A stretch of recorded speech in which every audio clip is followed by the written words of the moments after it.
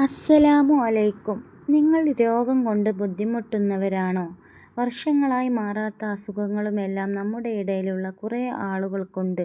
അതുപോലെ തന്നെ ചെറിയൊരു പനി വരുമ്പോഴേക്കും അലറുന്നവരുമുണ്ട്. അങ്ങനെ ചെറിയ ചെറിയ മുറിവുകൾക്ക് വേണ്ടി ഒരിക്കലും വേവലാതിപ്പെടരുത്.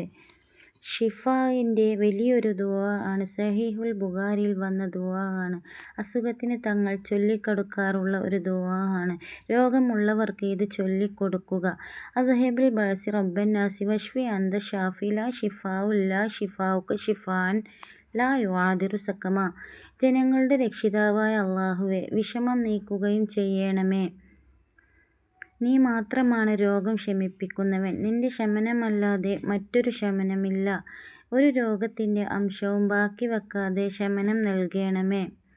ഇതാണ് ഇതിൻ്റെ അർത്ഥം. എല്ലാവരും ഇത് ചൊല്ലുക.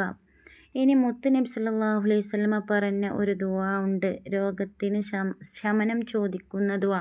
അല്ലാഹുമ്മ ഇന്നി അഊദു ബിക മിനൽ ബറസി വൽ ജുനൂനി വൽ ജുസാമി വമിൻ സയ്യി. ഇതിൻ്റെ അർത്ഥം, അല്ലാഹുവേ, കുഷ്ഠത്തിൽ നിന്ന്, വെള്ളപ്പാണ്ടിൽ നിന്ന്, ഭ്രാന്തിൽ നിന്ന്, മനോരോഗത്തിൽ നിന്ന് റബ്ബേ ഞങ്ങൾക്ക് നീ കാവൽ തരണേ. അതുപോലെ തന്നെ വേദനയുള്ള ഭാഗത്ത് കൈവച്ച് ഈ ദിക്ർ ചൊല്ലുക. ബിസ്മില്ലാഹി അഊദു ബിഇസ്സത്തില്ലാഹി വഖുദ്റതിഹി മിൻ ശർരി മാ അജിദു വ ഉഹാദിറുഹു.